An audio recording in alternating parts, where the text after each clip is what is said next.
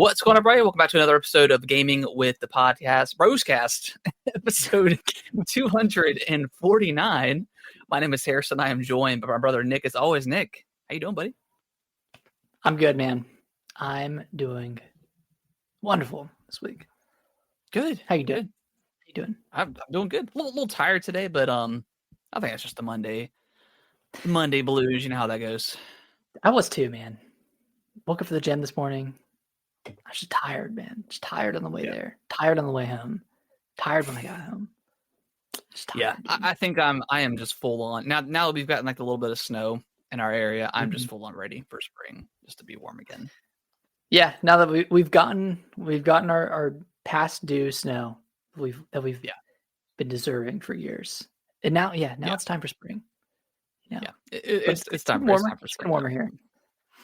Yeah, it was like we got up to like 50 today, so it was relatively okay. Yeah, and then it's going back down, but yeah, I'm definitely ready for the spring, ready to cut some grass again, all that mundane stuff, but gets the excited to go touch some grass. Yeah, exactly. Excited to touch some grass.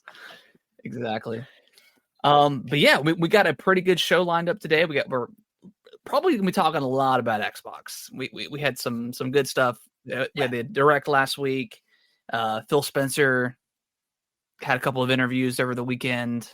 Things are looking pretty bright for Xbox, so we're very excited, and just the games industry in general. I think when companies are thriving, everybody kind of thrives. So it's glad to see some positivity from Xbox. But before we dive into the news and all that good stuff, Nick, how was your week? And I guess how was your week? Week was good. So I know you and I both had the PlayStation Portal Midnight Black Edition pre-ordered. Yeah, we've both kind of been naysayers of the Portal for the past year. I mean, really when it was announced, right? And Wi-Fi only, and a little bit after it came. I mean, there was a lot of things to be kind of nitpicky about. Right. So, and then when they added the ability to stream games from their like PlayStation Premium service, similar to what Xbox does with Game Pass, started to make it a little bit more enticing. And I don't have PlayStation Plus, like Premium or whatever it is, but I was like, man, that kind of like increases the value of the Portal for me. Like if I ever did get one, I could use that service and kind of like use it similarly to Game Pass. So for whatever reason, we both decided to pre-order the Midnight Black Edition. Well, I mean, what kind of got me is just I was playing on my phone using the Backbone, and like how great of an experience that was. Like, because my Wi-Fi is kind of, I've had a lot of issues with my Wi-Fi in the last year or so. Our company changed from North State to Lumos, so it got bought out, and I feel like the service hasn't been nearly as good, which is never a good thing. So I've had some pretty big issues with the internet. It's kind of cooled off now, and I haven't had much problems in a while. So that was also kind of like the big reason why I didn't really care for a Portal. Was just like, man, I don't know if my Wi-Fi is going to be able to do anything. And then once I got the Backbone and I've been playing Metaphor, it's worked really great. I mean, there's been a couple of like hitches here and there. But Xbox, the cloud, that stuff works. Playing Indiana Jones with that was fun. And then playing through Metaphor for a good solid amount of time, like 5-6 hours on the Backbone. So it works pretty good. Mm-hmm. My catalyst too, because I've had the Backbone for about a year, and I've played everything from Xbox games. Like I've played a lot of like Skater XL in Session, like more casual like skateboarding games, but never anything like too intense. And then playing Metaphor like really made me want to get the Portal. Your phone screen is so tied to the Portal screen. Like here's the Portal versus phone screen. I mean, you can hardly see it, but the screen is a little fuzzy on my end, but yeah, it's a lot bigger. so much bigger. There's a lot of like stuff going on Metaphor. So it's an 8-inch screen, right? Yeah. So that's about what that's about what the Switch 2 is going to be, right? I mean, we don't know exactly the dimensions, but I mean, pretty similar. And this is a really good screen as well. Yeah. Like not only the size, but the quality of it. I know it's a 1080p LCD screen. It's not OLED, but it looks fantastic. If you were to show me the Switch OLED and this screen side by side, I probably couldn't tell you the difference.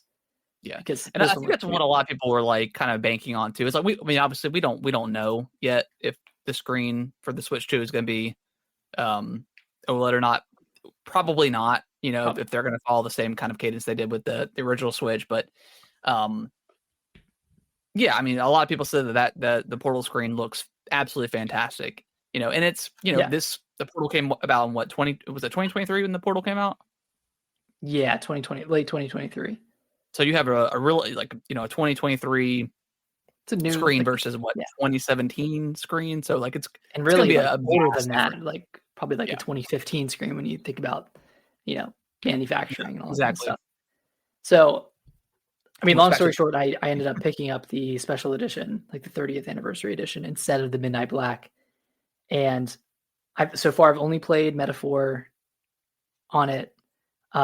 It's worked pretty flawlessly so far, and it's even worked better internet wise than my phone has, because sometimes I'll when I was streaming Metaphor to my phone in bed, it would kind of crap out a little bit, right? Kind of fuzz out, couldn't really see anything. Just kind of looked like it was buffering. Portal I haven't had those issues with it, even when playing in bed away from the Wi-Fi router. So I think because it's a dedicated streaming device, specifically for PlayStation 5, it works a little bit better than something like your phone would. Okay, that's good to hear. Yeah, and I have no experience with a ROG Ally or wait, that one's dedicated, right? Yeah, well, yeah, that's a dedicated handheld. I mean, it's I don't know if the ROG Allies have 5G options. I think it's just Wi-Fi only. So I mean, but that's also dedicated to you can download games to it. Yeah, but I haven't had experience with other streaming devices other than my phone, so I don't have a good reference point. But they're great. I do want to try out an action game and just see how well it works. But this thing's gonna be cool. Traveling with this thing is gonna be pretty fun. Yeah, that's almost attitude just to bring it. I mean, because you can bring your phone for the Xbox, and then you can bring your your Switch. You can bring everything on the go now. You really can, man. How does it have Bluetooth capabilities? Can you pair up AirPods, or does it have to be wired? It does have Bluetooth. I don't know if it's proprietary for the PlayStation headphones. I've just been using regular headphones plugged directly into the port. Gotcha. Okay. I think it does have a proprietary. I think you have to use the Pulse or those wireless earbud things, which was another thing with the Portal 2. It's man, okay. That's kind of dumb. And those are $200 as well. So exactly. It's I said the Portal's $200, which which is fine. I mean the PlayStation controller is $80 right now at this point. So I mean, tack on a screen, it's probably worth it for what it is. But then if you want true wireless, you have to also cop out another $100 for the Pulse headset or $200 for the buds. So yeah, it's a lot. Yeah, and I don't use Bluetooth headphones with my Switch or with. I guess I do with my Xbox sometimes. I normally just play the audio through the TV. I'm not a big stickler for audio. No, yeah, I'm the same way. I'll play the audio through my TV, and then the Switch. I'm usually because normally if I'm playing the Switch in bed or something, I'll have a podcast in the background, in my earphones, and then whatever the sound coming out of the Switch itself. So yeah, not a huge deal, but it does have speakers, right, on the Portal. Okay. Yeah, it's got speakers. I think this, it has the same controller functionality. It has an actual DualSense. Okay. So I mean, it feels better it feels better in my hands than a Switch does, just because Oh, of the okay. ergonomics of the controller Yeah. and like having the analog, um, analog, what is it, triggers, just like Mhm. just the ergonomics of the PS Portal feels really good. I So kinda hope that the Switch 2, like, they have, like, a Nintendo-made device, but then they just have, like, literally, like, just the Pro controller just cut in half, and then you could I know. like, that would be really cool. Yeah, And I bet they'll I do hope that. they I do have a feeling something they'll like do that. I hope they that. go a Yeah. little bit more crazy with their like controller peripherals this time around because I mean they had all the Joy-Con color variants, but like nothing like they didn't have like a pro version of their I still Joy-Cons. love, like, the Pro controller. It just feels, like, pretty good to hold Yeah. Pro in controller general. feels great. Yeah, I wish it just had that same ergonomics on the Yeah. Switch because it's just like a flat back. Like it's not great for holding it in bed, not great for Yeah. holding it for long periods of time. So No, it's awful. It's awful for that. That's why I usually, we'll pull out my, like, my grip or something when I'm playing the Switch yeah, for a decent amount of time, but I would say, like, right now, I don't know, man. Xbox controller, it's very basic compared to, like, the DualSense, but it still feels really good, but the DualSense has really, really grown on me. Like, I yeah, like it a lot. yeah. I it's grown on me too.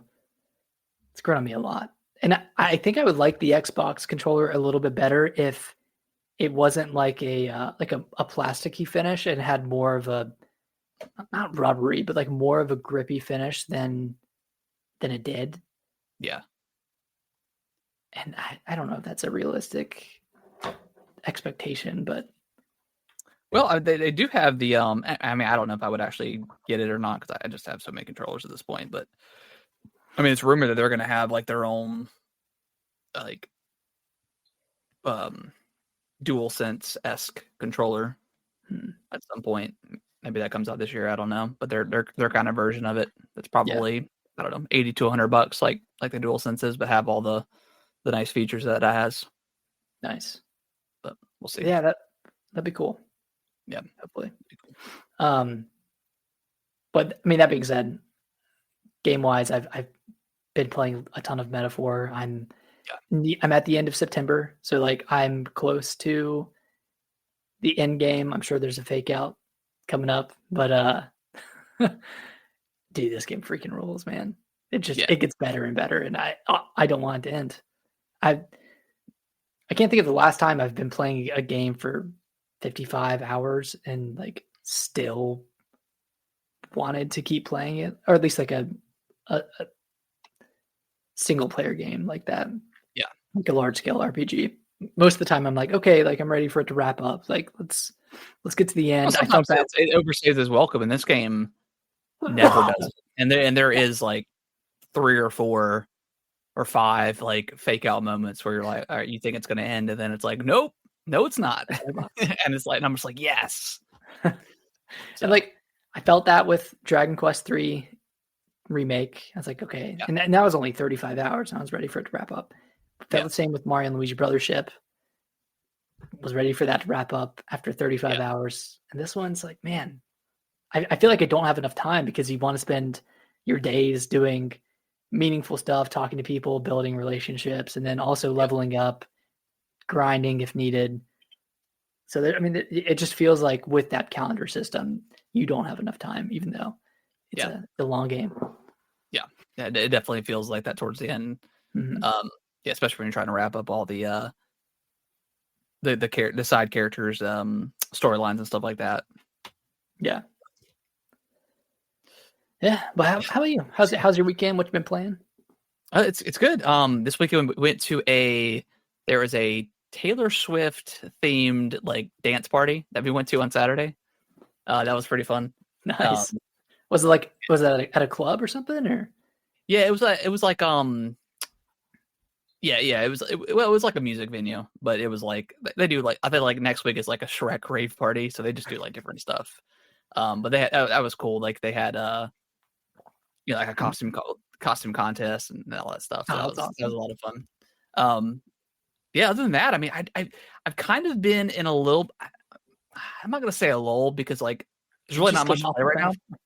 But I just put in like 85 hours into Metaphor, so like I've been kind of decompressing from that.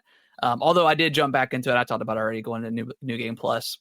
But I think I'm gonna save that for when I do get the Portal. That comes out on I think the 20th is when that should be releasing. But so yeah, I did that. I ended up pre-ordering Xenoblade because I wanted that metal poster from Best Buy, so I got that. Oh yeah. So that's cool. And then yeah, going from the Xbox Direct last week, I've been playing Ninja Gaiden 2 Black, and it's good. Yeah, how's it been? Is it as difficult as people say it is? I played Ninja Gaiden 2, 1 and 2 back in the day. I don't remember it being super difficult, but I'm also playing on normal, like the normal difficulty. And I think I've died once or twice now. But it's first of all, it is a gorgeous game. It looks absolutely fantastic. It feels a little bit dated. It's definitely like it's not a remake, I would say. It's definitely like a really, really, really nice like remaster. Like all the visuals, they redid it in Unreal Engine 5, but like the gameplay is all still the same. The camera is absolute ass. It is a terrible camera system. Is it a fixed camera? No, it's not fixed, but it's a very slow. Well, so I ended up cranking up the sensitivity for the camera because like it was just like ungodly slow. Once I did that, it was a lot better. It's still not like a fluid camera system. It does you do get caught like when you're in a battle, like you do get caught and not being able to see what's coming after you sometimes, which it's not a huge deal. It's not a game breaker or anything like that or deal breaker, but it is pretty bad. Like especially because the game is it's not open world or open zone. It's very linear level based game, which is fine. I mean, like I love those types of games back in the day, like Devil May Cry and kind of like God of War was back in the day, stuff like that. But very very fast paced action. Again, like there's not really any paths like you're not gonna be doing a lot of exploring in the levels. There are like some areas where the camera or like because if you hold down the right bumper, it'll point you in the right direction to go, or like the camera will shift and tell you to go that way. So the camera might tell you to go right, and if you go left, there's a chest or something like that you can find. Tons of different weapons that are all like pretty cool. They don't really feel super different. Like I've got you start out with like your sword, and then like I just unlocked like a dual sword. Doesn't really feel super different, but and you can level up the weapons and stuff like that. You can level up your health or increase your health. You can collect so many items to then increase your max health. So there's all that stuff is in there like a standard 3D action game. But combat's very fast, very fluid, runs great, extremely bloody, cutting people in half and stuff like that. It's good. I like it a lot. Nice. You think you're gonna see it through? Yeah, again? I think I'm on chapter 6 or 7 now, so I don't know how many chapters there are in the game. It's probably not a super long game if I can guess, probably 5 or 6 hours. I mean, that was kind of the standard back in the day for those types of games. And then I think the replayability was like the big factor, like, unlocking like the hard mode and stuff like that. But yeah, it's really great. Again, you could definitely feel its age, but it looks fantastic. And I'm pretty excited for Ninja Gaiden 4 and if they can improve on that because there is like parkour and stuff in the game, like you're running on walls and stuff like that. But the camera being kind of bad, and it's one of those games where like the jumping feels super stiff. Platforming itself is not the most fun thing in that game. There's been plenty of times where like I've tried to jump at a wall, and instead of the character automatically running, like he won't make it, and then you have to kind of like climb back up and do it over again. I've had that a few times, but it's not like a deal breaker with the game or anything like that, but it's definitely definitely showing its age for sure. I mean, but Ninja Gaiden 4 looks really great. It looks awesome. Yeah. Looks awesome. And I played 1 and 2. I did not play 3, or at least maybe there was a demo back in the day. But I heard that one wasn't great, which is why the series has been on a pretty long hiatus. So glad to see it back. I love 3D action kind of platforming games like that. So hopefully they can. I mean, it's what Team Ninja and Platinum Games kind of collabing together. So yeah, very, very excited to see what that looks like, because again, that game looks incredible. Nice. Yeah, it looks really good. I do want to check out Ninja Gaiden. I will get to it eventually. Yeah, it's a lot of fun. Levels are pretty quick. They don't take too long. It's got like it's kind of it's pretty cool, because like each it does that thing where like in some games, like when you're done with like a battle, like the music will kind of subside, like in Gears, like they have like that dun, and like that's like the end of like the battle. It's clear. With this one, it's really cool. Is like Ryu will just like take his blade and just like slash it at the ground and like knock all the blood off, and then you can hear like the plopping of the blood. That's cool. And then like in between the save points or checkpoints, if you have like your normal health bar, and then if you take too much damage, it'll cut off a portion of your health bar where you cannot get it back until you get to the checkpoint or the save system. So when you're done with the fight, you'll regain all the health up until that point where you can't regain it anymore. So it's kind of like that. Gotcha. A little bit of like each fight is important. Like you have to make sure you're blocking, stuff like that. There is like health potions, and like there's one item that can revive you and stuff like that. So there's definitely like healing and stuff in the game, but yeah, it's pretty cool. Yeah, I'll have to check this out. Yeah. Sounds like a good change up after Meta 4. Absolutely. So pretty excited to finish that. Definitely looking to Ninja Gaiden 4 at some point into the fall. Other than that, I've been kind of getting back into Pokemon TCG Pocket, doing the battling. They had an event go. I think it ended yesterday, but they had an event going on where like you had to win like 5 games in a row to get like the little emblem. Ended up doing it. I found a really great deck that was pretty good against the meta. And I honestly, I think I probably won like 8 or 9 times in a row with this deck. Damn.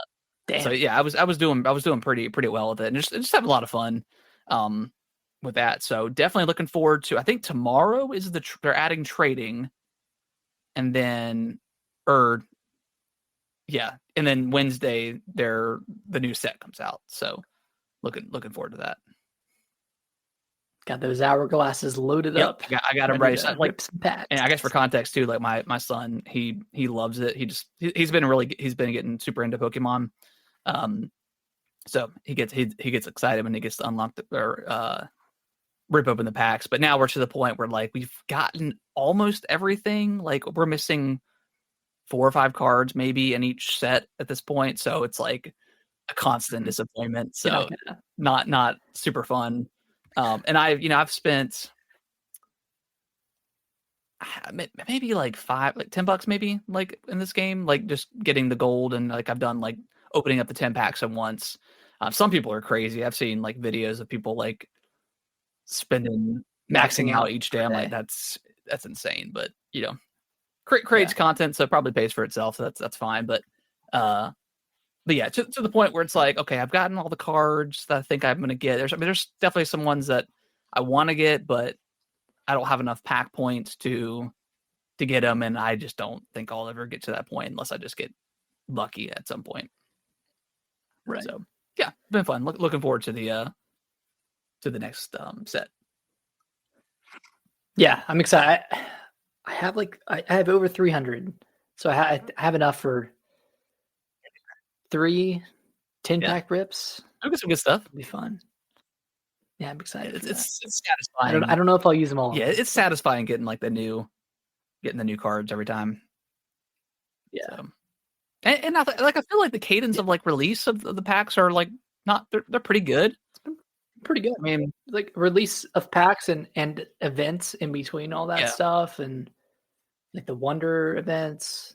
Like they've had a lot of they've had a good cadence of I feel like content every week there's like for something.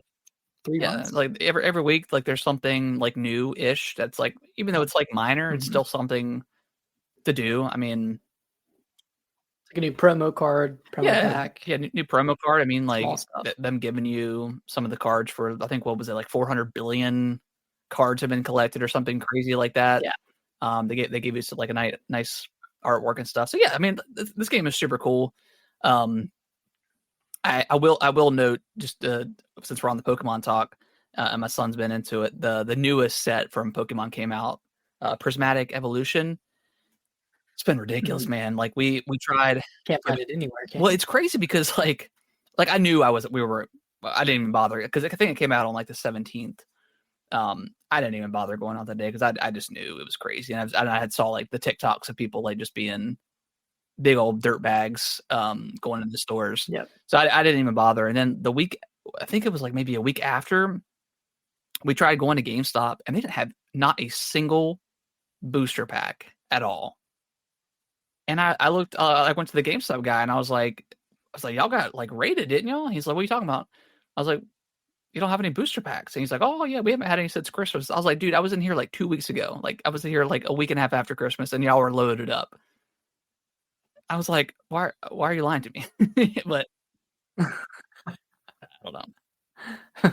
Why does he benefit from lying to you I right don't know. now? But I was like, what's his angle? But I was like, oh, I was in here like not too long ago, and y'all had, and I was like, this is after Christmas, and y'all had like plenty of stuff. He's like, no, we've been out since Christmas. I'm like, all right, whatever, dude. And then we went over. There's no need for this conversation. Exactly. And then we tried Target. They didn't have nothing. Target never has anything. Well, see, our Target usually has stuff, but they didn't have anything. Ours doesn't.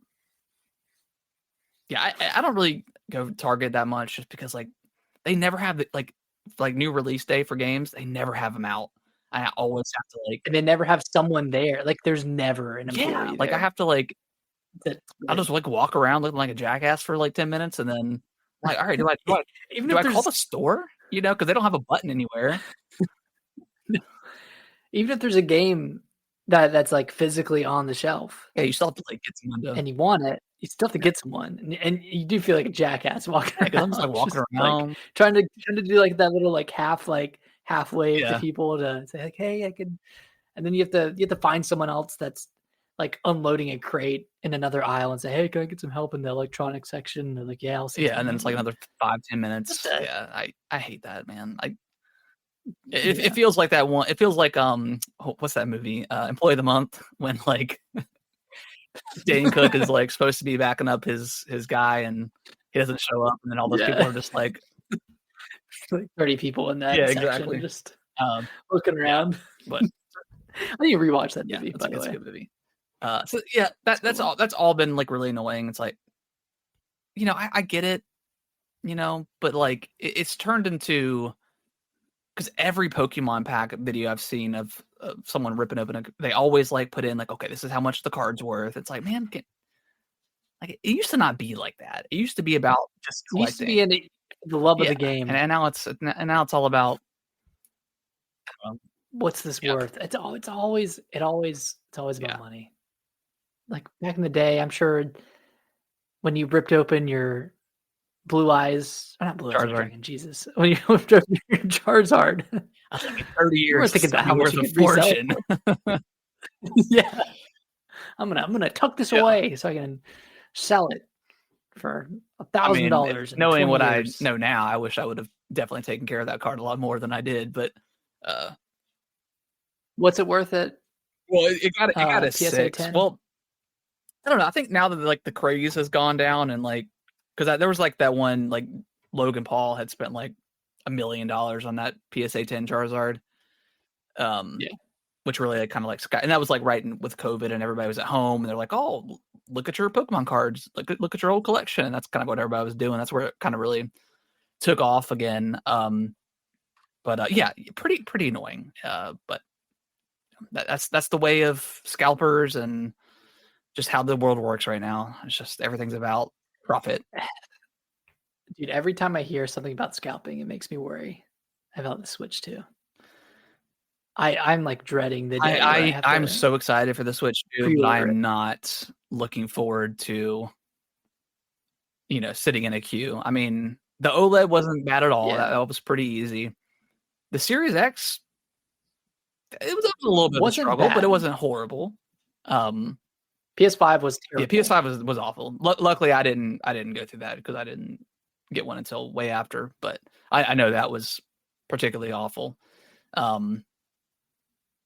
So yeah, it's been an. Who was it? Paul. I don't know if you ever see Paul Guild Network's tweets on X, but he thought of a really great pre-orders where you just the first like week of pre-orders you have it be exclusive to Nintendo Switch Online members that have been members for at least 6 months. Yeah, that makes sense. And then you ramp it down to members that have been a member for like a few weeks at the least. Just do like a cycle, like a 3 week phase. Yeah, that's really smart. I mean, and I would say that should be fine in general, but I remember like Xenoblade Chronicles that Xenoblade 3 was pretty bad with like trying to get in that queue. That was pretty for the special edition. For the special edition, yeah. I mean, even the amiibo were hard to get. Yeah, and the Zelda one was hard to get for a while. Zelda.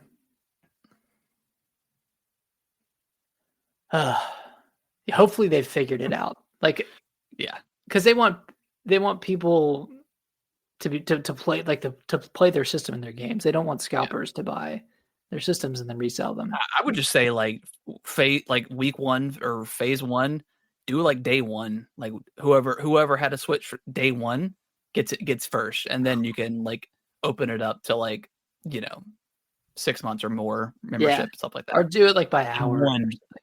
One per person, please. Jesus Christ. Like, drives me insane when they allow like 2 or 3 at a time. It's really, really annoying.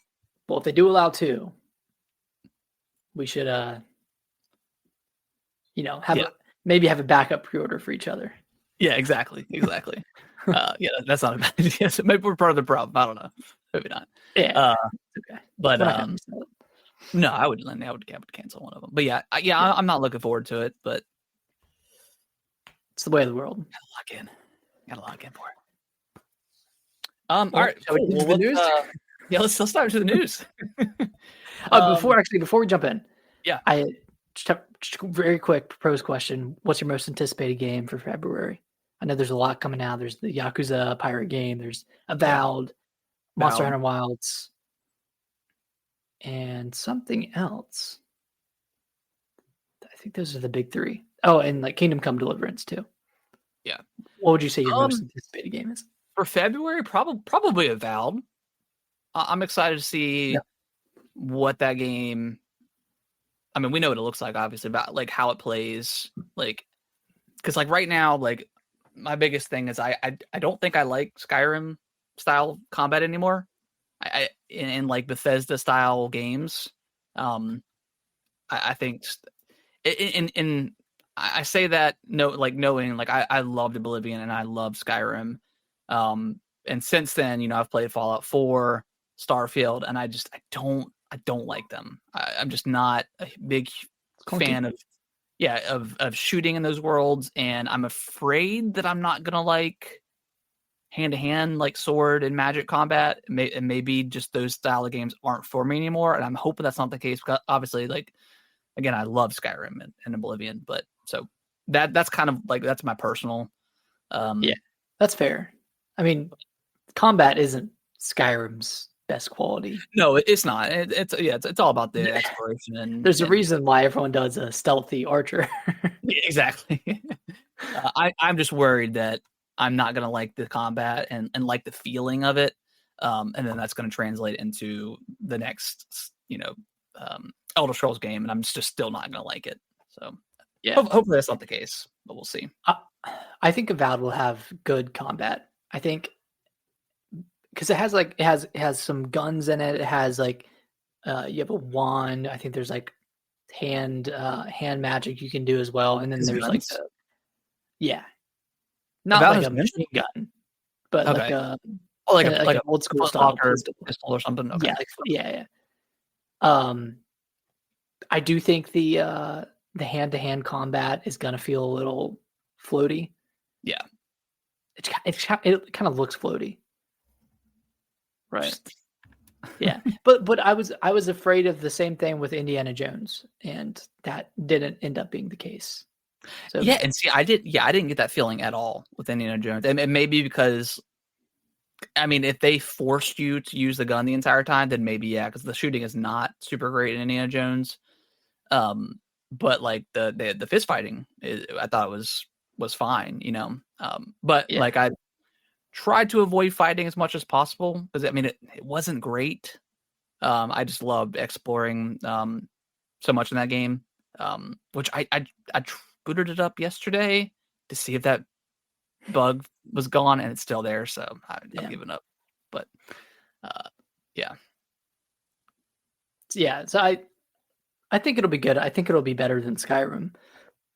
But yeah, as I far as hope the so. actual game is concerned, I mean, jury's still out. I know it's going to be a shorter experience between 20 and 30 hours, which is, I mean, pretty short for an RPG. I know that's about the size of I'm Outer totally Worlds. totally fine with that, to be honest. I mean, yeah, it sounds great. It it would be cool if there was like a lot of replayability there, but Yeah, I yeah. I just mean, don't if know. like Like, if like the different classes and stuff are like pretty awesome, like replaying the game with a different class and trying that out could be really cool. yeah, I'm looking at February stuff now and just kind of peeking through real quick. I mean, my worry for Avowed is that it's going to have a similar reception that Dragon Age: The Veilguard had, because they, I mean, they're both kind of similar in structure, where it's open zone, it's Yeah, not open world, and like it's supposed to be very player driven. You can make your own choices, and I know Veilguard didn't really deliver on that front. Hopefully, Avowed does, but I'm just worried like it's gonna have the same fate that Dragon Age did. We'll see. I mean, it might end up, being like a 90 plus Metacritic game that is beloved and people need to play it. But yeah. well, yeah, we'll I don't see. know. Like I even people just did not like Dragon Age for whatever reason. Yeah, I think even like the diehard fans didn't like it Yeah, because I think it like took away a lot of the RPG elements, and then it took away a lot of like player choice. Where even if you were being mean or whatever, you were still like a good person. Like you couldn't go full like Paragon. yeah, That's the equivalent of it. Couldn't go full evil, yeah, and yeah, I think people just didn't like that aspect of it. yeah. I never played like Dragon Age. What's the one before this one? Inquisition. Inquisition. So like I don't have. I mean, I didn't. I mean, I only ever played the first Dragon Age, and I really liked that game, but that was way different than it sounds like what this is. So Yeah, yeah, I don't know. Yeah, I hope Avowed's really good. I mean, it looks good from all the previews and stuff like that. I just want to play it just to see yeah. how it is. But yeah, I was looking at the list. I don't see anything else. I think you nailed everything that's coming out. Monster Hunter, I'm very on the fence about that one. I just have not clicked with a Monster Hunter game yet. Mm-hmm.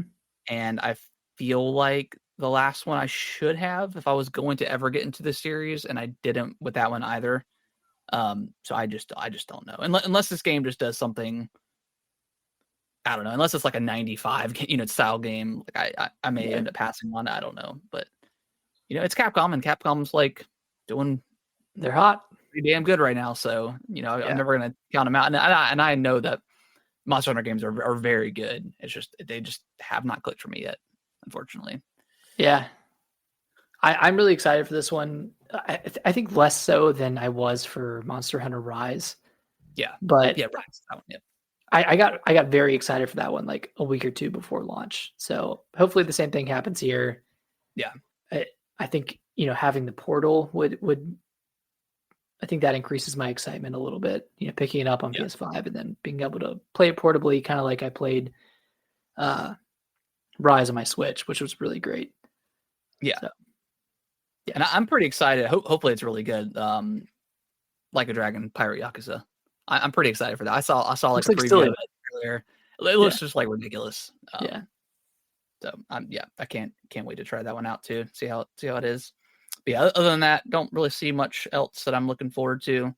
But yeah, we'll I think that's a good idea that the end of each month we'll just talk about some of the games we're looking forward to coming out in the following month. So yeah, starting off with a banger. We're having a good month here in February. Well, speaking of Dragon Age, Nick, didn't do too hot. Underperformed by 50%. Only had 1.5 million engaged players, which doesn't necessarily mean it sold 1.5 million copies. People could be playing it through EA Play or their subscription service. I mean, that means they expected 3 million, which, I mean, that seems low too. Considering Inquisition sold 10 million, around that. I mean, granted, that was like Game of the Year 2016 or 2015, 2014? 2014. Yeah. Yeah. I don't know, man. I never it was what Dragon Age the Dreadwolf. Like I think that name is way better than what they ended up changing it to. It was just Dragon Age Dreadwolf. Yeah, I think that first that trailer they showed off where they showed off the new name, I thought was an awful trailer. Like it was very goofy and very like Marvel, almost like a like a Marvel-y live servicey kind of like introduction to these characters. And then I think you nailed it with your tweet not too long ago about the purple aesthetic. I love the color purple, my favorite color, but I feel like it's kind of though. It's way overused and it's very I don't know, it's associated with live service stuff, like the kind of the shitty live service games. So yeah, I think you're right about that. I didn't even think about that until I saw your tweet, but I was thinking back, I was like, man, Gotham Knights. I don't think Suicide Squad had like a purple aesthetic, but the enemies were purple. Yeah, enemies were like all the gameplay like had this like purple tone to it. And then there was one more. I know like Forspoken had like a purple theme to it in its cover art. But I don't know if anyone knows of any other games that can substantiate my claim. Please let me know. But yeah, I mean, it's kind of like for a while too. Like a lot of like big blockbuster movies were doing the exact same like blue and red like poster for a long time, and it was like y'all have like no creativity at all anymore. And now with gaming, it's like you have your ensemble cast in the cover. Yeah, and I feel like that's overused now too. Like now that gives off the vibe of, oh, this is a live service game. Exactly. Even though it's not. Redfall was the other one too that you had posted. Redfall, yeah. Which was, kind of like a live servicey, but not kind of, I don't know what that game was, to be honest, but it would have been had it succeeded. Yeah, exactly. Yeah, for sure. But yeah, I mean, like after like they kind of re-revealed Dragon Age, like I just didn't really see much hype going into the release. And then it reviewed like pretty well, but I just didn't hear anybody talk about it. It got an 80. Yeah. Yeah, I mean, that's good, but yeah. Which like other games have gotten an 80 and sold incredibly well, like Black Myth Wukong. Yeah.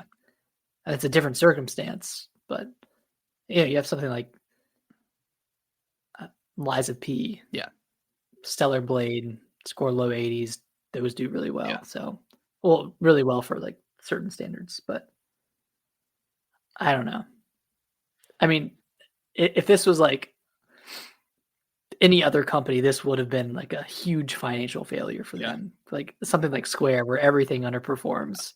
I can't imagine what they would have forecasted for something like this. Yeah, and they have they have their Madden, they have college football that did very well for them this year. So, but still, I mean, this game took forever to make.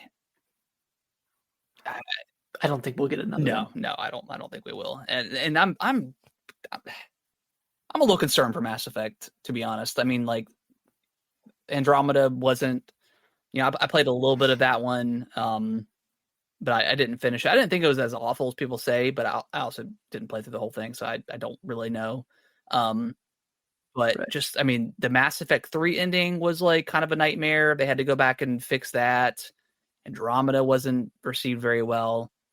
Inquisition was received well, and then we've got this one, and it's just been kind of all over the place for BioWare. I know, like, the main, the main people aren't there anymore, so it's a lot of different people than it was back in the day. But yeah, I'm pretty concerned for Mass Effect. And we had Anthem. Yeah, and Anthem. In between. Like, Anthem was also all these garbage. Games. So I just don't think BioWare is the same company that it was. No, they're not that prestige company that we not anywhere. Yeah, that we know. So, oh well. But in happier notes, Xbox had its developer direct last week, and it was probably their best.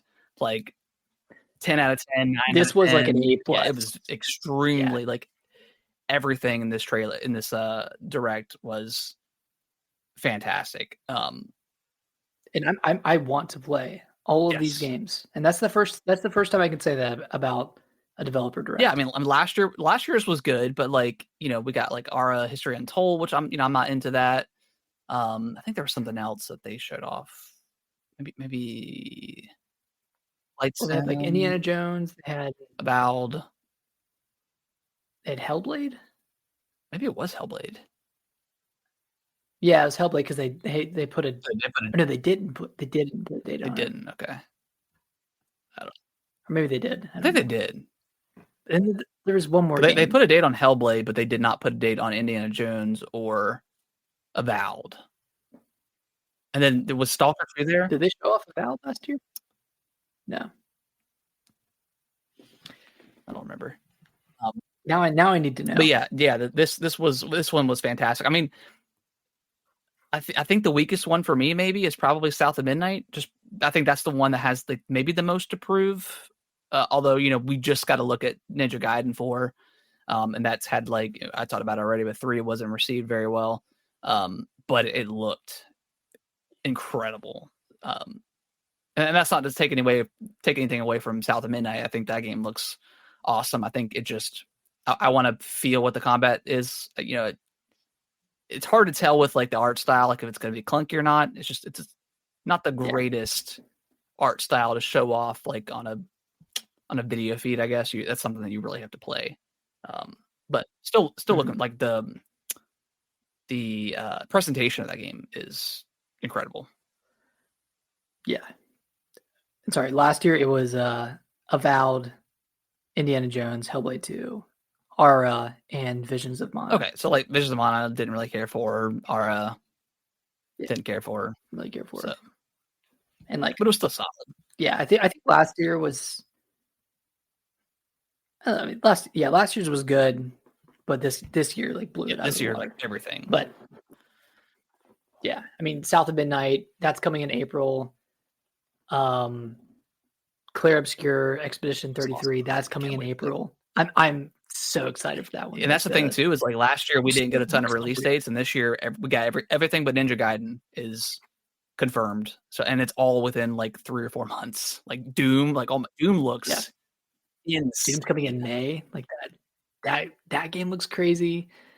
Ninja Gaiden was the surprise game, and then you have, of course, you were talking about it earlier, but Ninja Gaiden 2 Black Shadow dropped the day of the direct. So pretty cool stuff.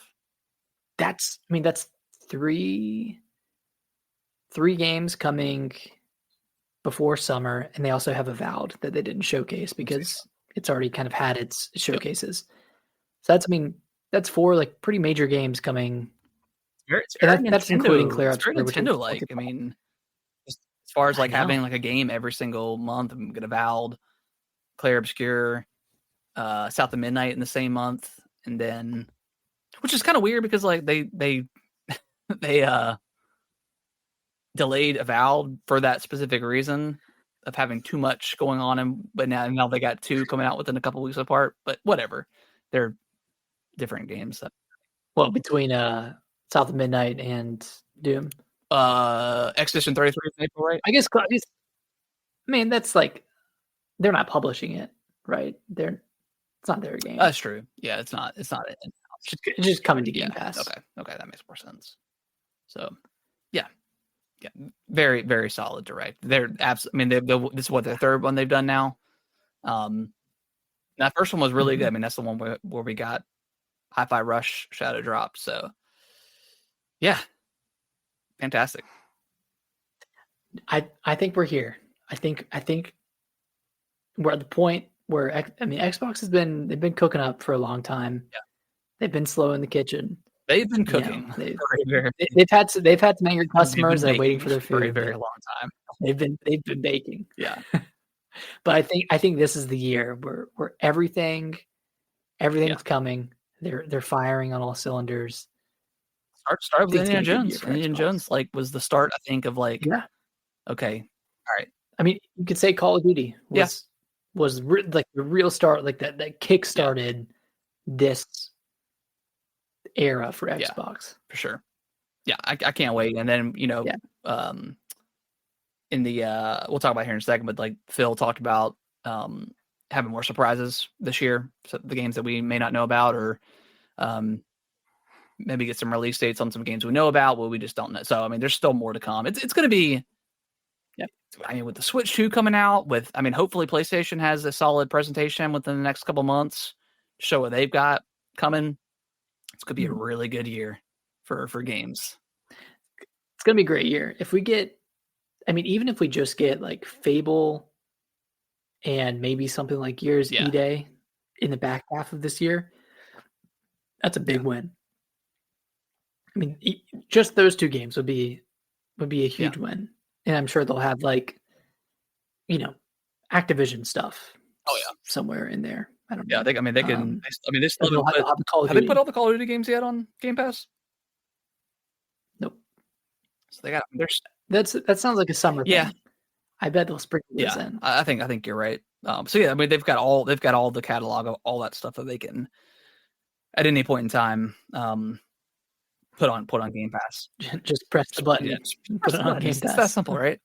So yeah, it's gonna be a good year. Yeah, Xbox finally feels like, just with rough. I mean, the start of last year was so negative with all the games rumored to come over, and then they did their little podcast and they confirmed the 4 games, and now it's like, okay, anything's possible now.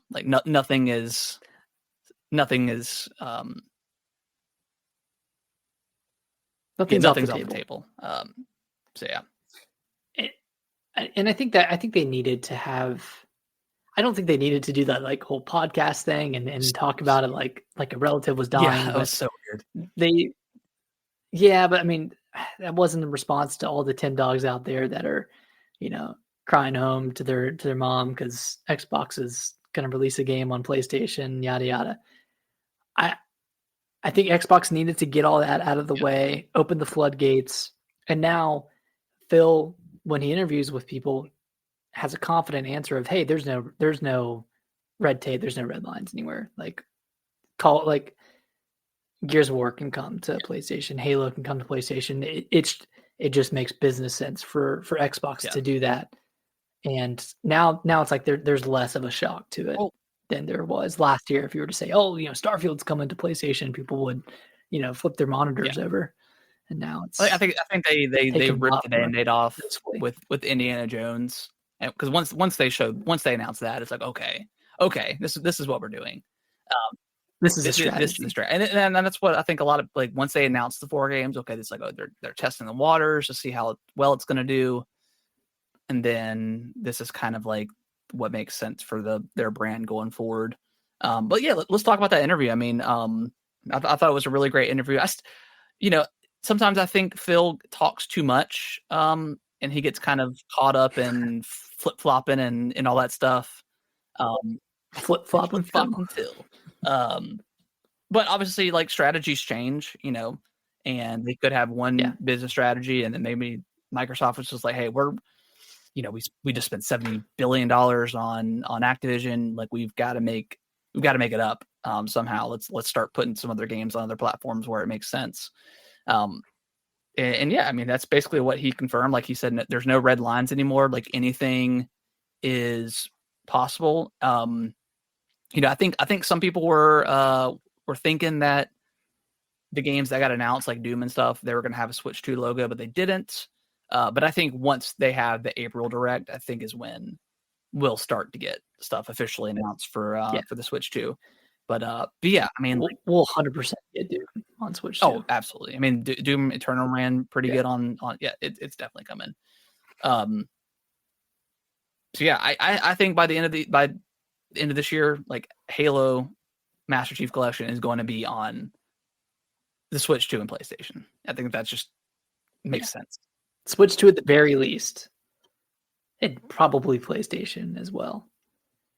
And like that's awesome, dude. Like that's awesome that it's more people. It's gonna be weird. Like it's gonna be weird, but it's gonna be awesome. Is PlayStation gonna do the same thing? Probably not. Not anywhere will in the next 5 years from now? Yes. You said what? What? I said, will they do it 5 years from now? Probably. Yeah, it'll start with them doing everything like day and date release on the PC instead of waiting like 2 or 3 years. I think they're just gonna get everything out on the table for that stuff. And then eventually we'll get to the point where everything is just on everything. That still leads me to the question, and Xbox is going to have to answer this at some point, is I know they've talked, like Sarah Bond has talked about the next piece of hardware. Phil's talked about them having a gaming handheld in the future, but that's probably a couple years away.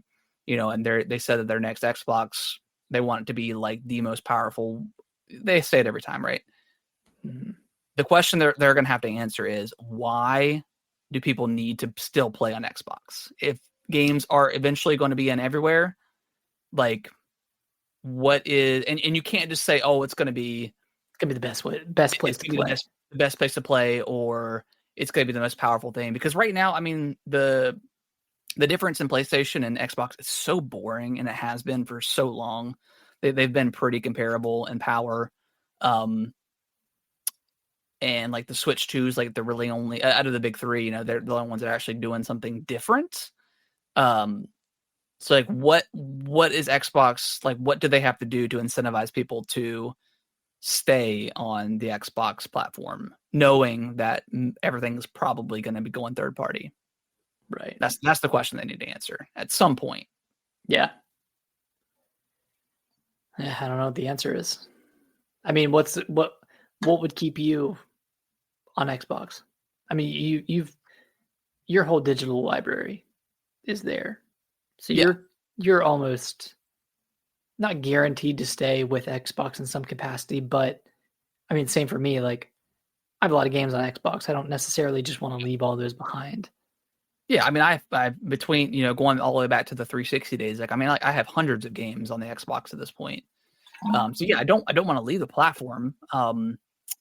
But like, I mean, we talked about it before, but right now, like, I just cannot see me dishing out another $500, $600 on just a normal Xbox. Just a boring box that runs games a little bit better. Yeah, you can tell me that it's the most powerful platform ever, and then a year or two after that, PlayStation is going to release the PS6, and it's going to be as powerful or more powerful, and then we're kind of in like that never-ending cycle of that kind of stuff. But I don't know. I have a theory, and maybe with like, okay, so like the Steam, I think, and we talked about a little bit of this before, like the Steam OS, they're going to start putting that on other like third-party devices. Yeah. Like not just Steam Deck. What if Xbox does that too? Like they have their OS on. They allow their OS to be on other manufacturers can build their own like Xbox style device, like whether they want to do a handheld or something else. I'm not quite sure. And then I talked about it, I think last week or maybe the week before, but allow like being in the open platform, like allow Steam to be on there, something like Yeah. that. Like I think that could be like incentivize it so it's like, okay, this is what we wanted the Xbox One to be, where like you had like the TV built in and stuff like that, where they wanted that to be like the main console for everything. Like maybe they try that route again, but instead they allow their storefronts to come onto the Xbox. And that way all right, I spend $500 for the Xbox, I get all the Xbox stuff, but then I can also pull in my other stuff as well.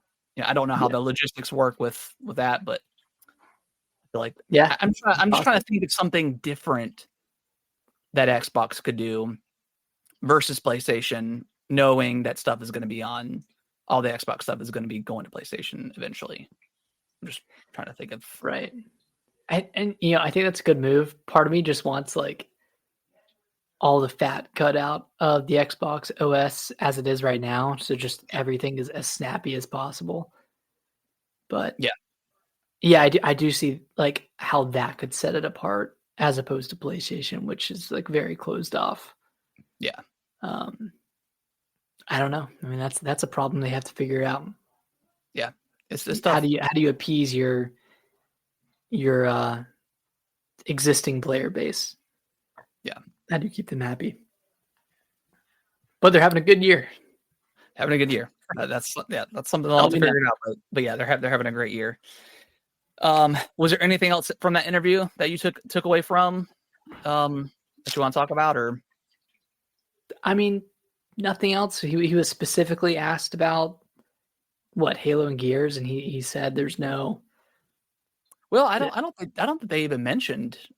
I think Destin did in his interview with him. Okay. Yeah, I think he directly asked, or maybe it was Starfield.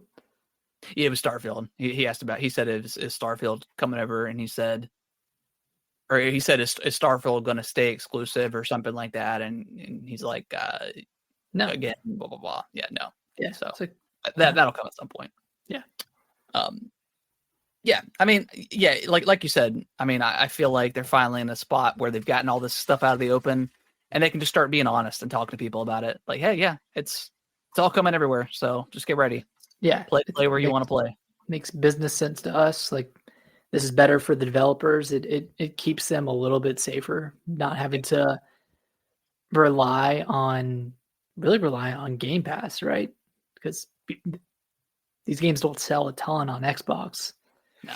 Outside of Game Pass. So, having that additional audience of PC, PlayStation, Switch 2, a game like Hi-Fi Rush that was played by 3 million players on Xbox could have sold 3 million if it had launched with, something like the Switch 2 or PlayStation. So, like, they're probably looking at those numbers from last year and saying, hey, we should launch our games on PlayStation because it makes sense for us. Yeah. I mean, it makes even looking at like the third party companies like Square, like they'll never do an exclusive Final Fantasy ever again. I bet they've been burned. Yeah, they've been burned, and that stuff's gonna come like Rebirth remake's gonna come to Switch 2, Xbox. It's all coming at some point. So yeah, it just these games are too, like when we talked about it to death. These games are just too expensive to put it on one platform and it not sell well. Like, I mean, you think the PlayStation, like they're used to like the big single player 3D action games, and for whatever reason, Final Fantasy just doesn't sell super well. I mean, even 16 didn't sell like that well. I think it sold below expectations. Yeah. I don't know. I don't know what it is about Final Fantasy in this era that's just not it's not appealing to a younger audience. Maybe it's because we're 16 iterations in. Maybe it's because Rebirth is the second part of a remake of a 20-year-old game. Like that's kind of a hard sell. Included on the same disc, and now you've got to spend $60-$70 a pop. There's 3. I mean that ends up being around $200 to play one story. Yeah. It's tough. It's sure it definitely is. Yeah. And then last story, Assassin's Creed Shadows. We know it got delayed out of last year. And then also got a month delay, so it's coming out in what, March now, I think. Yeah, March. But previews are looking positive. This feels, and I think it is, a make or break for Ubisoft. I mean, they have just not had. I mean, none of their games have done well. I mean, Prince of Persia was a critical darling last year, but just didn't have the numbers. And I don't know what they were expecting with that game. You know, it's a 2D game. I don't know. I'll be expecting like 2 million. Yeah. Prince of Persia remake has been. Who knows if that comes out anymore? To be honest, yeah. I don't know, man. Just I don't think that Avatar game sold very well for them, and that was probably a huge license fee they had to pay for that. It's Star Wars Outlaws, which only sold like 1 million copies, and that game cost them so much for the fee, the licensing fee for that thing. Yeah, and that was a kind of a failure. And Assassin's Creed, like their biggest franchise, and it looks really cool. I know it's been kind of hurt with I don't even remember why people were mad about this game. Like it's a fucking fictional game. Whatever, man. Who cares? Like, Jesus Christ. I don't know. I can't remember. Were they mad that it was a black dude in Japan, or are they mad because we're finally getting a feudal Assassin's Creed game and it's not a Japanese samurai? Is that what people are pissed off about? Yeah, I think it's both. I don't get it, man. Like, we have like Ghost of Tsushima is like a critical darling and sold very well. Like, that's I don't get it. I don't know. Like this game seems like the best of both worlds to me. Like, you have the samurai aspect, which is closer to something like Valhalla, and then you have the assassin, right? Or the shinobi. Yeah, the assassin. Shinobi. That plays more in line with something out of an older Assassin's Creed. So like, I don't get what people are mad about. And you can play as either one, I'm pretty sure, in all scenarios. Yeah. I think they said outside of some story missions, like you can swap between the characters at any point in time. And I think it's cool because like Yasuke, he doesn't understand Japanese. So he's kind of like learning, I think, as you play through the game. So like that's pretty interesting. Cool. You know, it's based off of I don't know how accurate he's going to be portrayed in this game, but he is based off of a real person.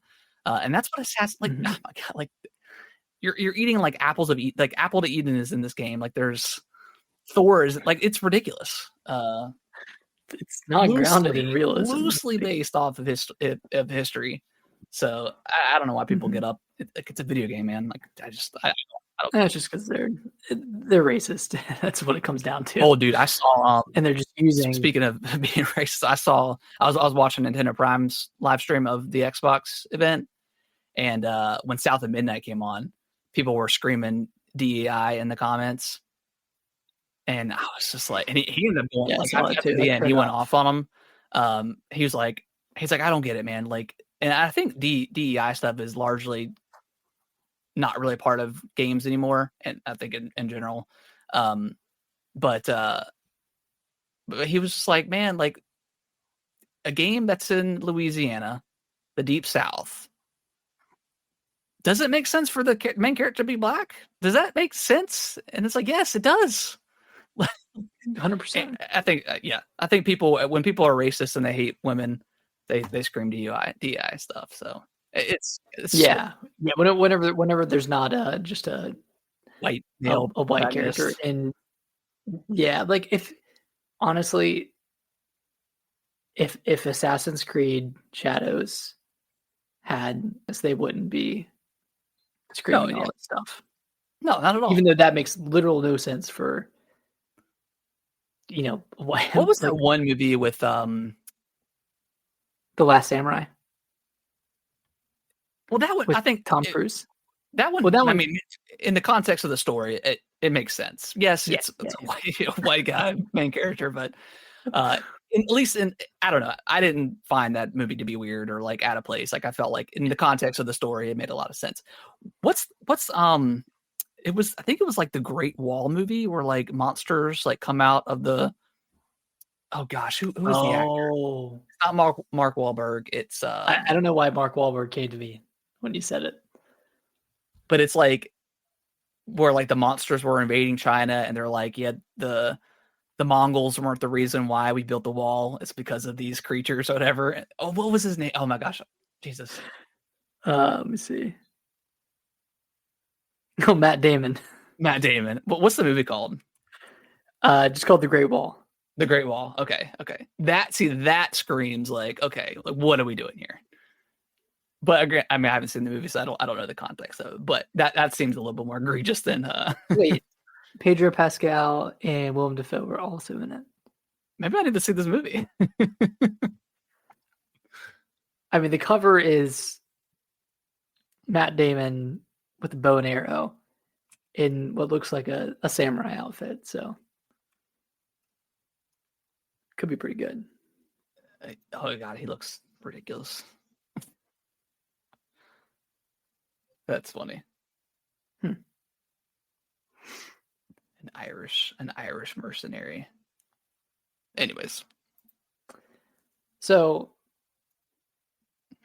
yeah, I mean, yeah, I did see those comments too on when I was watching it on YouTube, and I turned off comments because it was just too much.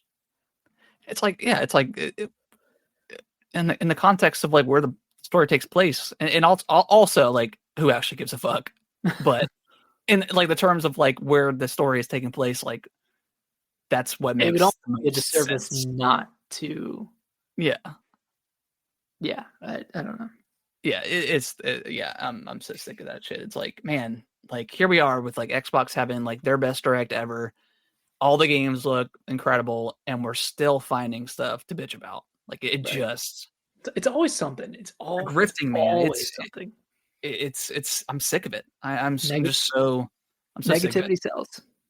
It does, man. But like, damn, at some point, like that shit is just it's so old. Yeah. That's So so old. 2024. Yeah, right. So 2024.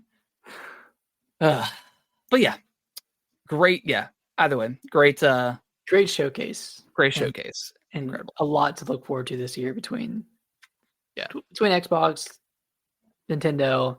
Hopefully PlayStation gets their ducks in a line and can yeah. put out some real bangers this year. But Oh my god, we didn't talk about it, but the canceled God of War live service. Did we talk about that last week? I think we did. Okay, so yeah, the canceled God of War, canceled Horizon game. Yeah, I don't know what they're doing this generation.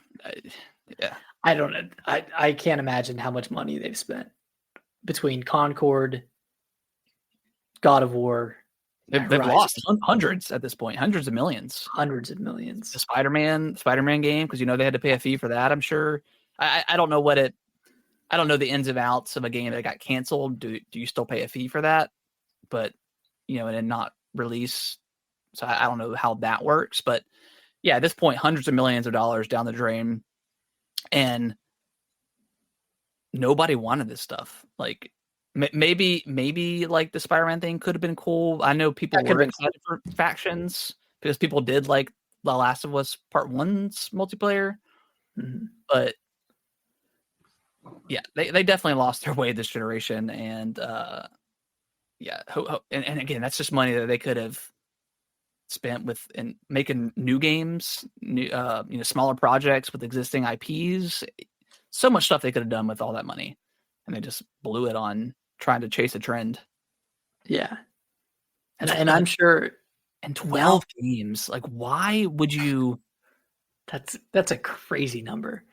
Like that just makes 12 live service games. That's insane. Like because then you're competing with yourself at that point. Like imagine a world where we have a God of War live service game, a Last of Us live service game, and a Horizon live service game, and they're all out at the same time. Yeah. And then people still play Fortnite instead. Yeah, exactly. Yeah, that's the thing. It's like people are still like, oh, Fortnite is still fun. Yeah. Oh, they added like a God of War skin to Fortnite. Let me just do that instead. Yeah, exactly. And it's free. Yeah, completely free.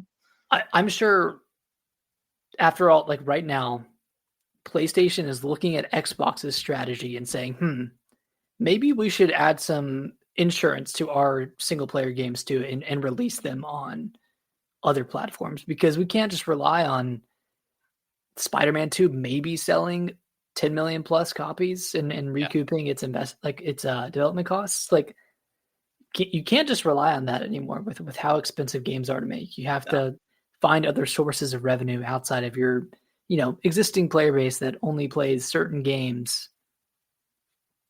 It's PlayStation is in a tough spot because they don't know what sells right now. They didn't expect Helldivers 2 to be a success.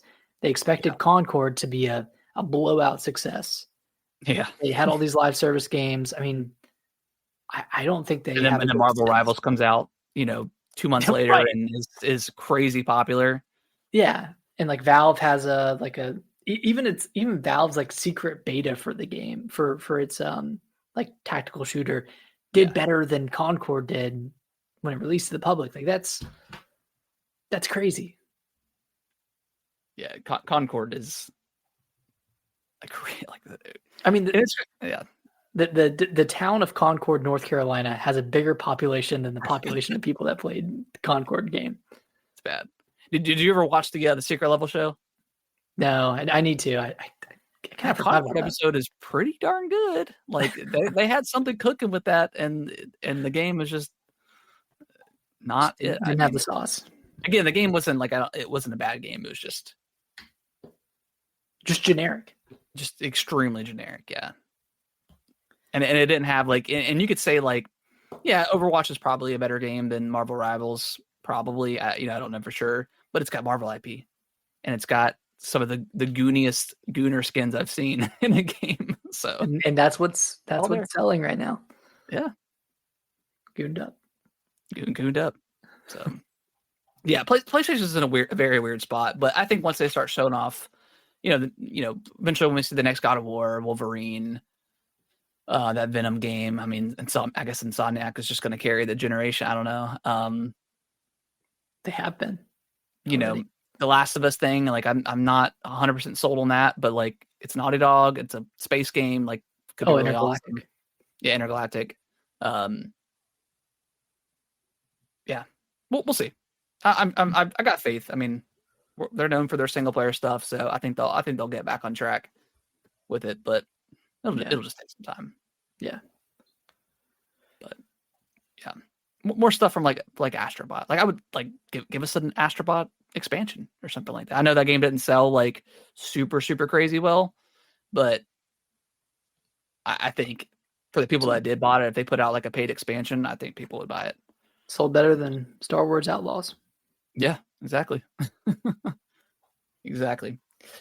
All right. Well, I think that is going to do it for episode 249 of the Gaming with the Broscast podcast. We appreciate everyone watching live, everyone watching the audio version. If you could review us on your favorite podcasting platform of choice, that would be greatly appreciated. Follow us on our various social medias. We've kind of taken a break from TikTok a little bit. We were kind of posting a lot, and then Christmas happened, and just kind of took a break. Took a little break, but I'm sure we'll start posting more stuff now. The games are going to start coming out again. We'll post more of that stuff. But Nick, final thoughts before we get out of here? Play some games. Play some stuff. Yeah. Play some new stuff. Yeah. That's all I got. Well, Nick, you enjoy that PlayStation Portal. I'll have my thoughts on it here in a few weeks. Can't wait for that. Yeah. Excited to hear. Let's see. Where are you at in Metaphor? I just did what could be thought as the final battle. And now I'm going to a different area. Okay. Because something happened to my character. Oh, so I know exactly where you're at. Have you had the revelation yet, I guess? About the main protagonist? Yes. Yeah. Okay. All right. So I know. Yeah, who he is. So you've unlocked the big archetype then, his main one yet? No. No. Okay. I just I just got to the new place and I haven't explored it all at all. Well, that place, there's not a lot to explore. But is that where you get the new archetype? Yeah. Okay. So you've had the major revelation in the game, right? Well, what do you mean, man? Like, yes. I feel like we need to stop this live. Okay. And I didn't talk about it. we are going to be doing a spoiler cast for Yep. Metaphor once Nick has finished it. So look forward to that. We'll probably do that like on a different night or just record it after like our main show. But yeah, we'll I don't want to mess it up for anybody. So all right, guys, we'll appreciate y'all watching. We'll see you next week. Bye bye.